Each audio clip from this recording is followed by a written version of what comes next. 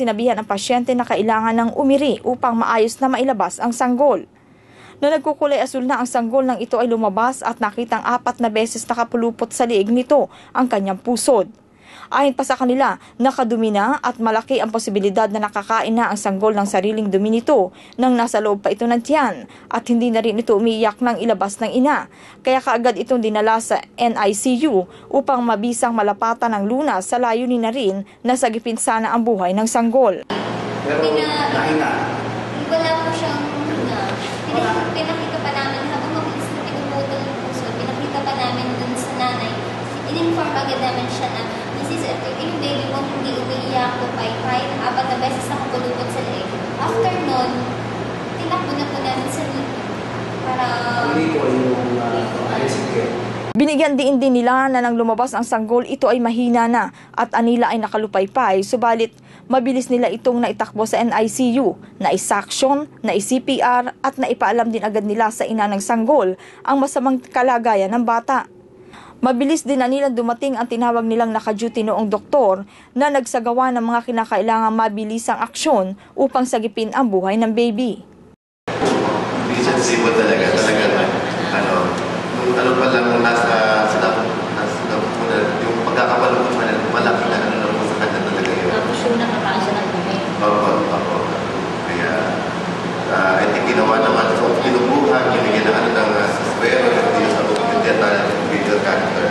So binabalaan yung mga nutrition sa katawan, papat na katawan, pati antibiotic, para ilakain na sa katawan, nakain ng dumi, malabanan ng antibiotics. Pero for me, medyo late kasi talagang bakit talaga yun yung bata. Nasa kabila ng pagsusumikap na sagipin ang buhay ng sanggol, ay bumigay din ito dahil sa mahinang heartbeat nito. Ayon kay Dr. Palomaria, kalimitan nagiging sanhi ng ganitong kaso ang alangang tayo ng baby nang nasa tiyan pa lamang ito ng ina. Subalit sinabi niyang hindi nila monitored ang pasyente sapagkat hindi naman sa ospital na ito nagpapa-prenatal check-up ang naturang pasyente. Samantala nanawagan si Dr. Palomaria sa pasyente at sa naglathala ng reklamo na makipagpulong sa kanila at maibigay ang panig ng bawat isa. Gusto lang namin iparating dun sa naglathala ng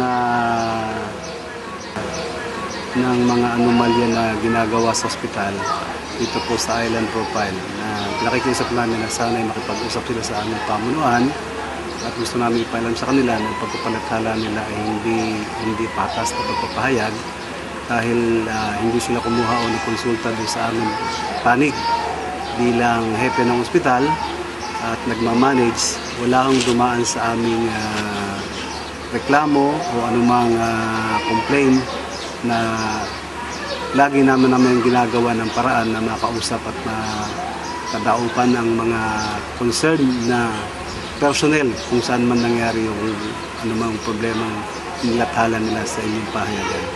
Maaari po sana ay makapag-ugnayan sa amin para naman matugunan namin yung reklamong nilathala nila ng biglaan nang walang pasantabi sa pamunuan ng ating panlalawigang probinsyal hospital.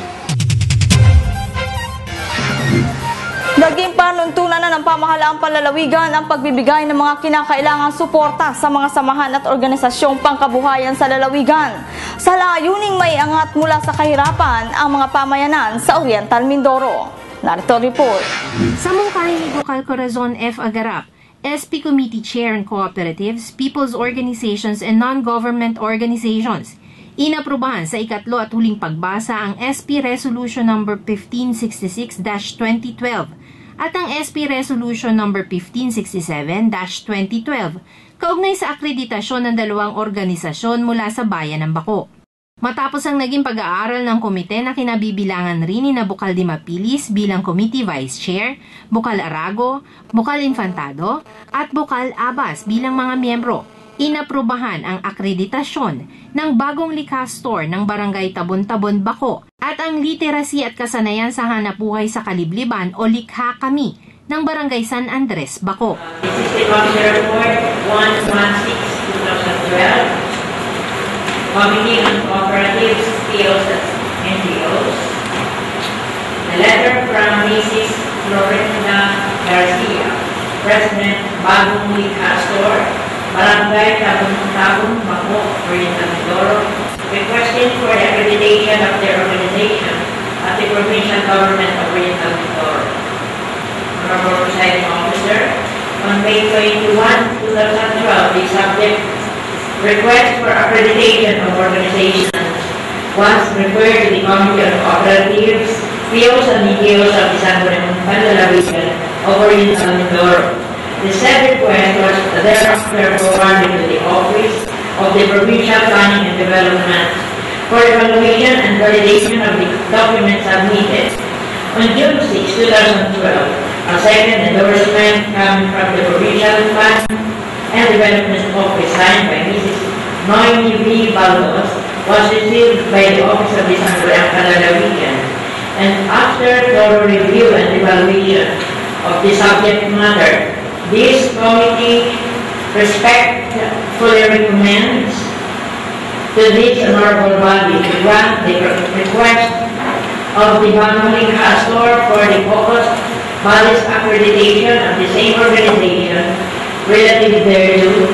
This committee further recommends to this honorable body for the passage of resolution accrediting Banguling Castor located in Barangay Tabong, Municipality of Bako as People's Organization in the province of Oriental Mindoro. Honorable Presiding Officer, I move for the adoption of this committee report. There's a motion to adopt committee report 116-2012. Is there any objection? Hearing none, the said motion is approved. This subject was from Mrs. Francisca Daniel, Chairwoman, Likha Kami, Barangay San Andres, Bako, Oriental Mindoro, requesting for the accreditation of their organization as the provincial government of Oriental Mindoro. The Honorable Presiding Officer, on May 21, 2012, the subject request for the accreditation of the organization was referred to the Committee on Cooperatives, POs and NGOs of the Sangguniang Lalawigan of Oriental Mindoro. The said request was thereafter forwarded to the Office of the Provincial Planning and Development for evaluation and validation of the documents submitted. This committee further recommends to this honorable body for the passage of a resolution accrediting literacy at kasanayan sa hanap buhay at sa kaligdihan, Likha Kami, located in Barangay San Andres, Municipality of Bako as People's Organization, POs Organization, the province of Oriental Mindoro. Honorable Presiding Officer, I move for the adoption of the committee report. There's a motion from Honorable Person Lara to adopt the committee report number 117-2012. Is there any objection? Hearing none, the said motion is approved. Sa pagkakaloob ng akreditasyon ng pamahalaan, maaari nang maging benepisyaryo ang mga samahang ito ng soft loan o tulong puhunan mula sa pamahalaan na maaari nilang magamit sa pagsisimula ng maliliit na proyektong pangkabuhayan sa kani-kanilang lugar. Sa pamamagitan ng pagpapalakas sa kakayahan ng mga samahang ito, napalalakas rin ang kakayahan ng kanilang mga miyembro na mapabuti ang kanilang pamumuhay at makapag-ambag sa pagpapaunlad ng lalawigan. Bukas na sa publiko ang mga patimpalak kaugnay sa pagdiriwang sa lalawigan ng Buwan ng Nutrisyon sa darating na Hulyo 25. Tema po ng pagdiriwang ngayong taon, pagkain ng gulay ugaliin, araw-araw itong ihain. Pangunahin sa isasagawang patimpalak kaugnay ng pagdiriwang ang gulayan sa barangay contest na pangangasiwaan ng Provincial Agriculturist Office. Maaari magsumite ang bawat bayan ng isang barangay bilang kalahok sa patimpalak kay Provincial Agriculturist Petronilo Di Mailig bago o mismong sa ika-6 ng Hulyo. Dapat may 2,000 square meters ang nasasakupan ng gulayan. Ang gagamiting batayan ng pagpili ng mananalo ay ang mga sumusunod: production output 25%, organic fertilizer use 20%, community participation 20%, socio-economic impact in the area 20%, at design and style 15%. Lahat ng mga mapipiling kalahok ay paaabutan ng abiso sa ika-10 ng Hulyo para sa schedule ng pagbisita ng evaluation team. Ang mismo pagpunta ng evaluation team ay magsisimula sa ika-16 hanggang ika-20 ng Hulyo. Gagawaran ng parangal ang mga magwawagi sa ika-25 ng Hulyo na gaganapin sa Alfonso V. Umales Senior Gymnasium, lungsod ng Calapan. Magkakaroon din ng jingle contest na pamamahalaan ng Provincial Nutrition Council. Ang jingle ay dapat orihinal ang komposisyon sa Pilipino, samantalang ang mga kakanta ay binubuo ng minimum na 8 at maximum na 15 barangay nutrition scholars. Ang susunding batayan ng pagpili na magwawagi ay ayon sa mga sumusunod: originality 40%, relevance to the theme 25%, creativity 15%, costume 10% at audience impact na 10%. Ang mananalo pong jingle ay maaaring gamitin ng Provincial Nutrition Council bilang information at promotional material. Samantala, patuloy po nagkakaloob ngayon ang pamahalaang panlalawigan sa pamuno ni Governor Alfonso V. Umales Jr. ng libreng pag-aaral sa mga interesadong maging mahusay sa pagsasalita ng wikang Ingles sa pamamagitan ng Language Skills Institute na pinamumunuan ngayon ni PGOM Planning Consultant Olive Palumaria. Inihahandog ang naturang programa sa mga nagtatrabaho na ngayon na makatutulong ang naturang kurso sa pagpapataas ng antas ng posisyon nito sa trabaho.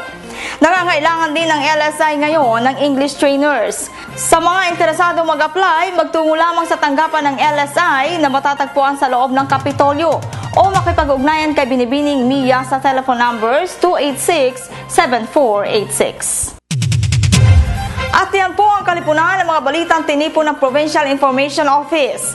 Sa mga hindi nakapanood ng aming programa ngayon, i-type lang po sa YouTube ang Kapitolyo KPSM upang mapanood ang edisyong ito. Para sa iba pang kaalaman, ugaling mag-log on sa aming Facebook account, ang Oriental Mindoro Kapitolyo para sa mamamayan. Ako po muli si Feakeli San De Leon, dalangin po ng sambayan ng Mindoreño, naway patuloy na bumuhos ang mga biyaya sa ating lalawigan.